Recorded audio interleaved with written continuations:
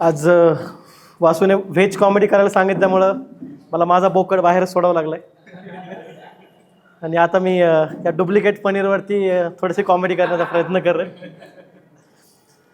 तर आज मी first time perform करतोय. दिस इज माय फर्स्ट परफॉर्मन्स. तीही मला असंच म्हटली होती.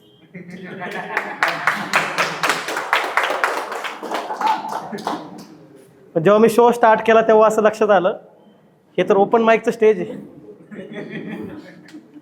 इथं खूप साऱ्या दिग्गजांनी आधी परफॉर्म करून गेले. आज डबल मिनिंग काहीच नसेल, नॉन व्हेज काहीच नसेल, फक्त लग्न हा जो सात्विक विषय यावरती आपण थोडंसं बोलूया. आधी पुरुष बायकांना मारायचे की रात्री हात लावू दिला नाही टाक मारून, आज भाजीत मीठ कमी पडलंय देवीरे ढकलून. जसं म्हणतात ना, हर कुत्ते का दिन आता आहे. आता ते दिवस आपले आलेत. डोंगरावर फिरायला जा दिला ढकलून, लग्न करून हनीमूनला जा दिला ढकलून, लव्ह मॅरेज करा की ड्रम मध्ये घालणार. माझा प्रश्न आहे, लग्न करायचं का? माझं म्हणणं लग्न खरं करूच नाही. ते आधी लोक छान गुहेत राहायचे, त्यांना हार्ट अटॅक येत नव्हते, कारण त्यांची होल गुहा इज आवर फॅमिली. त्यांच्याकडे लकी ड्रॉ सिस्टीम होती. कॉईन बॉक्स, आज मी कॉईन टाकणार डन. त्या लोकांना हार्ट अटॅक येत नव्हते, छान लाईफ जगत होते त्यांची. त्या बाईला कोणाला मारायचा हाच प्रश्न पडत नव्हता. प्राण्यांमध्ये असे काही ढकलाढकली स्कीम होत नाही, कारण ते लग्न करत नाही. बस सगळ्या गोष्टीचा प्रॉब्लेम हाच आहे की आपण लग्न करतो. मी जेव्हा माझे घरचे माझ्यासाठी मुलगी पाहत होते तेव्हा नकार यायचे मला. तर माझे घरचे विचारायचे त्यांना फोन करायला की कसा वाटला मुलगा. ते म्हणायचे नाही आम्हाला स्थळ पसंत नाही. ते म्हणले पसंत तर आम्हाला पण नाही मुलगा, पण आमचे प्रयत्न चालू आहेत. बरं, असं हे करता करता माझं लग्न झालं. आणि या लग्नाच्या प्रवासामध्ये की असं झालं की मला एक मुलगी पटली, कारण ती साऊथ इंडियन होती आणि ती कलर ब्लाइंड होती. तिला काळा गोरा यातला फार फरक नाही करत. या एका स्कीमवरती माझं लग्न जमलं. आता आमच्यात घरात वाद होत नाही, कारण तिला हिंदी येत नाही, मला तेलुगू येत नाही. तिची इंग्लिश शशी थरूर इंग्लिश आहे, माझी इंग्लिश रामदास आठवले इंग्लिश आहे. तेव्हा आमचं कम्युनिकेशन फक्त आम्ही इशाऱ्यावरती बोलतो. तिला राग आला ती तेलुगूत शिवाय देते, मला राग आला तर मी 90 मारतो. तेव्हा आमच्यात वाद हा होत नाही. जेव्हा जेव्हा आमच्यात वाद वाढतो, माझं एकच म्हणणं असतं की मला जेव्हा वाद वाढत चालतो, मला ते 30, 90, एक क्वार्टर, जेव्हा जेव्हा वाद वाढत म्हणतं आता मी खांबा घेऊन येत असतो. आणि माझं म्हणणं पण हेच की स्त्रियांनी दारू घेतली पाहिजे, कारण ते दारूसारखे असतात. नाही सॉरी, चुकीचं बोललो मी. स्त्रियांनी गांजा घेतला पाहिजे, कारण गांजा घेतलेली व्यक्ती अशी भंड असते. ह्या ऑलरेडी बडबड करतात, त्यांनी गांजा घ्यावं. पण पुरुषांनी मात्र दारूच प्यावी, कारण दारू पिल्यानंतर आतला एक माणूस जागा होतो.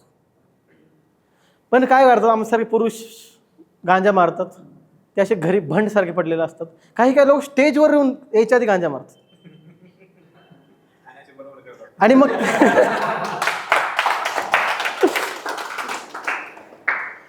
बरं, आता काही माझं असं म्हणणं आहे, ज्या मुलींचा खूप सारे अफेअर्स आहेत अशा मुलींनी लग्न करू नये, कारण गावभर फिरलेली म्हैस एका गोठ्यात कशी जाणार.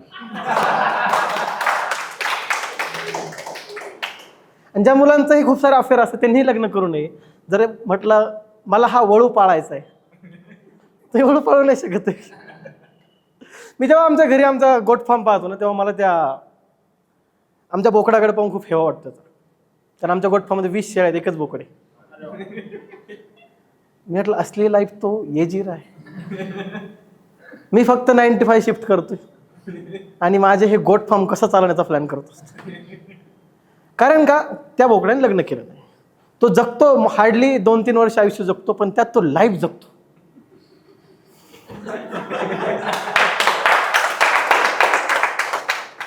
आणि मी फक्त आयुष्यच जगतोय. लग्नात सुरुवातीचं आयुष्य म्हणजे त्या दारू जशी सुरुवातीला थोडीशी नशा होती चढती, लग्नाचं पहिले काही वर्ष असे असतात, छान नशा होते, वाव छान फिरत. लग्नानंतर वाव छान मस्त छान वाटतं की सुरुवातीचे काही वर्ष वाव दारू जशी हळूहळू नशा चढत जाते. नंतर जसं जसं लग्न जुनं होत जातं, नंतर त्या देशी पिणाऱ्यासारखे होतं. मी दारू पितोय, मला चढत नाही. माझ्या ती बाटली अशी पडलेली असते रोज, मला त्या बाटलीकडे पाहण्याची इच्छा होत नाही. ती बाटली अशी उघडावी सुद्धा वाटत नाही मला अक्षरशः.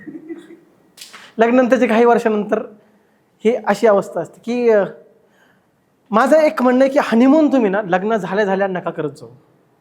तुम्ही बाली, थायलंड वगैरे खूप साऱ्या बाहेर हनीमूनला जाता का? माझं लग्नानंतर कुठेही असं फॅनच पाहायचं आहे.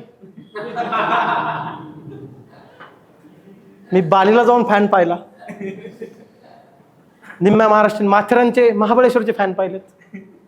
हनीमून लग्नानंतर 4-5 वर्षानंतर व्हायला पाहिजे.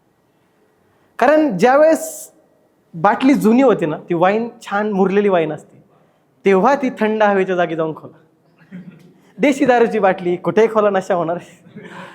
लग्नानंतरची पहिली फेज अशी असते की ती दारूची बाटली, हातबट्टी, देशी दारूची कुठेही खोला, नशा होणार आहे. त्याला तुम्हाला माहोलची गरज काय आहे? लग्नानंतर मला तीच बायको आज पाहायची म्हटली तर मला घरी आधी 1 क्वार्टर मारून जावं लागते, तेव्हा मला माझी बायको सुंदर दिसते. मी माझ्या बायकोला म्हणलं तूही दारू पित जा, मी पण छान दिसेन.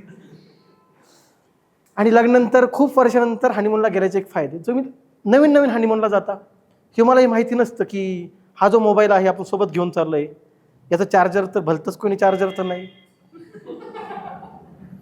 आपण हनीमूनला जाऊ तिथं तर ते चार्जर चार्जिंग करायला आलं तर